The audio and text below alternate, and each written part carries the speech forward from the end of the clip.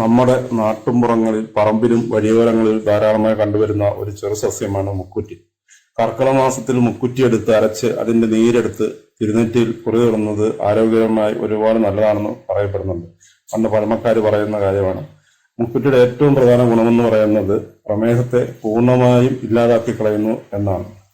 അതായത് മുക്കുറ്റി വേരോടുകൂടി പിഴുതെടുത്ത് കഴുകി വൃത്തിയാക്കി ഒരു 2 ഗ്ലാസ് വെള്ളത്തിനകത്ത് ആ മുക്കുറ്റി വെന്ത് അത് ചേർന്ന് അത് 1 ഗ്ലാസ് വെള്ളമാക്കി മാറ്റി പിറ്റേന്ന് രാവിലെ വെറും വയറ്റിൽ കഴിച്ചാൽ പ്രമേഹം പൂർണ്ണമായും മാറും.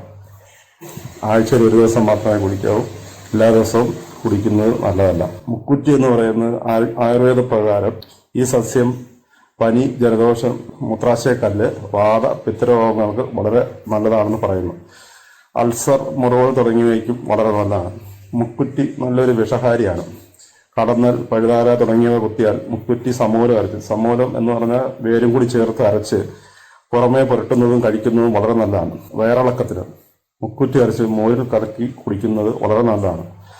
അങ്ങനെ ഒന്നും മുക്കുറ്റിയുടെ ഗുണഗണങ്ങൾ തീരുന്നില്ല. ഇതിന്റെ ബാക്കി അടുത്ത വീഡിയോയിൽ പറയാം. വീഡിയോ ഇഷ്ടപ്പെട്ടാൽ ലൈക്ക് ചെയ്യുക, ഷെയർ ചെയ്യുക, കമന്റ് ചെയ്യുക.